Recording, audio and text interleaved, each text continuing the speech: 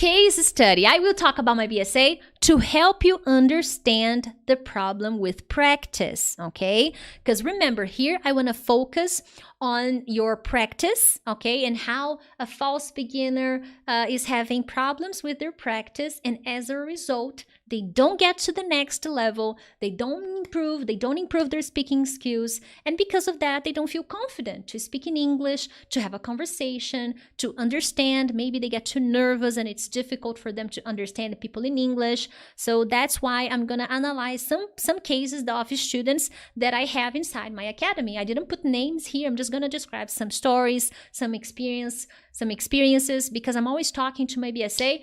Guys, grammar. Grammar is important, okay? And I think that if you want to become a confident English speaker and eliminate your fear of speaking, you need to give the right medicine to your English, okay? The right vitamins, not medicine, the right vitamins to your English, okay? You need to nourish your English the right way.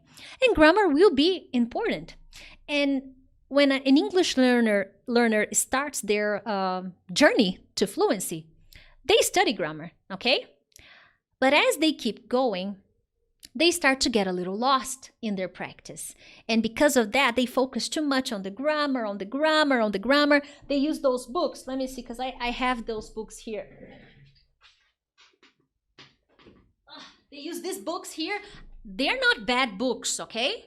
The big disclaimer here. Just because I'm saying this, it's the way you use the book, okay? But they use these books a lot, you know, because grammar, more grammar exercises. And then they feel like something is wrong. I'm studying a lot of lessons, but then nothing is working out. And I think I think it was this year, I was talking to a BSA, and I always like to know my BSA story. What did you do before? What you're doing now? And the grammar practice in false beginners is very present, is very common. And the way they study grammar is complicated because they focus too much of their time and energy on grammar, doing grammar book exercises, okay, without balancing with the other skills. And if you are in this moment, false beginner, and even in other levels, because this will apply to pre-intermediate and intermediate speakers, you need to be careful with the amount of grammar exercise that you're doing. Otherwise, you will stay in this cycle of, oh, I study more, I do more, and nothing changes, and nothing happens, okay? So this is something you need to be very careful about, okay? So that is something that you need to watch out. And I have many videos here on my channel where I talk about grammar. I will make more live lessons talking about grammar practice and the dangers of using the wrong grammar practice, okay? And I think that I like the use of the vitamin example, even the medicine example, okay? Let's say here, I take this supplement, Centrum Women. But imagine if today I decide to take all of this, all of this, look, in one day. Is this gonna help me feel better? This is too much, okay? So everything can be good for you. Grammar can be excellent for you, but at the right amount. A little bit every day. Not a lot. So that's the danger that English learners face when they are false beginners, because they feel like they have to do more and more. Intermediate speakers and pre-intermediate speakers, the mentality is a little different. They feel like, oh, okay, so I'm not moving forward, so maybe I need more information, I need more grammar, and I need more vocabulary, and they study the wrong way. They use excessive lessons to improve, okay? The vocabulary practice was also something that I noticed in my BSA before joining the academy, because they shouldn't be having that problem now, but the wrong practice of vocabulary, it's very disconnected with their English goals, with their English dreams. Today I was talking to a BSA, and she was talking about gardening. and how she was connecting English with gardening. And that is a very important experience. And learning vocabulary. I had actually another BSA. I had more than one BSA talking about gardening today. It was really nice. And it's important to connect the vocabulary you study to make you talk. Not only to save more words and more words on your cell phone, you know, okay, another word, another word, another word. What is the goal with that? So there is an exaggeration in false beginners, pre-intermediate speakers, and intermediate speakers, because they have this sense of, my God, I need to know more vocabulary. Otherwise, I cannot communicate in English with confidence. I cannot understand people clearly. When in reality, you need to work on the ability of communicating, explaining your world. That's a different skill. It is a vocabulary skill, okay?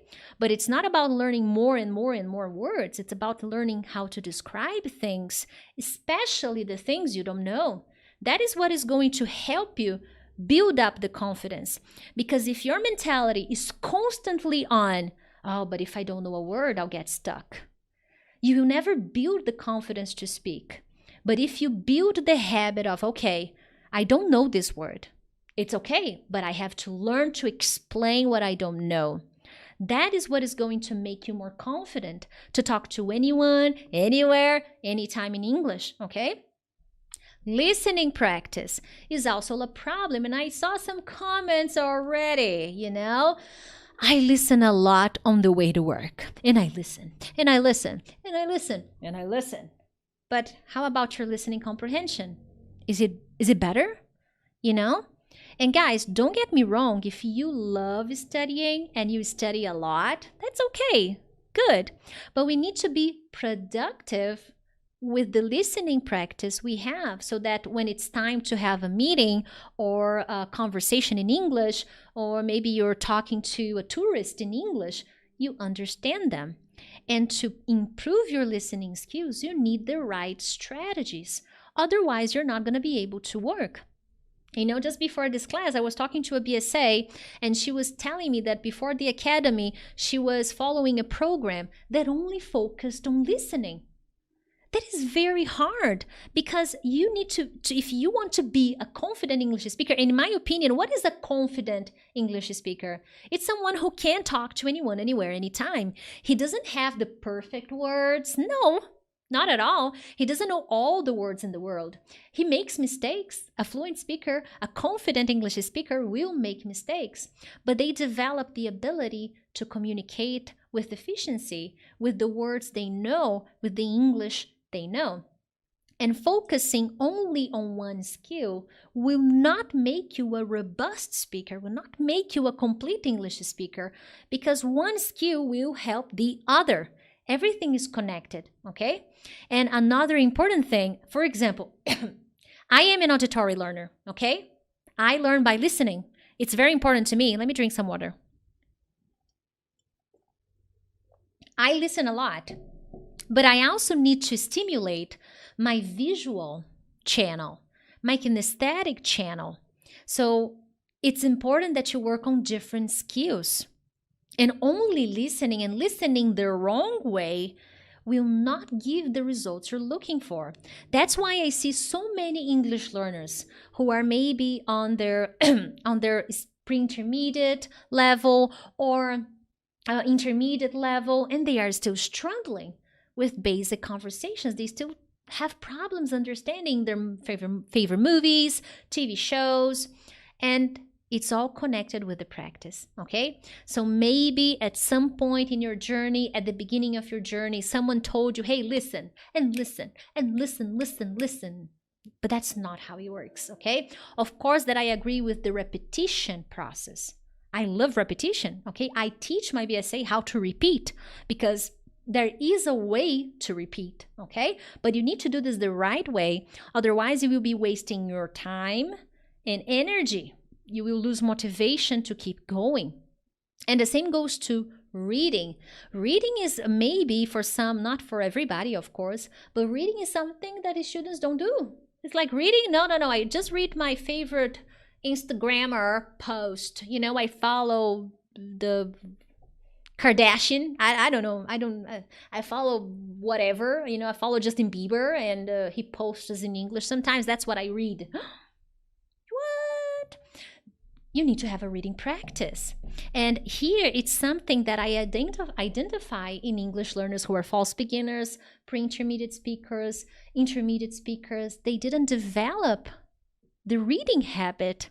And it's so important, and it'll help you better understand grammar in context, vocabulary in context, the structures that maybe are confusing if you only study a lesson, but when you see that in context, it gets easier for you to understand.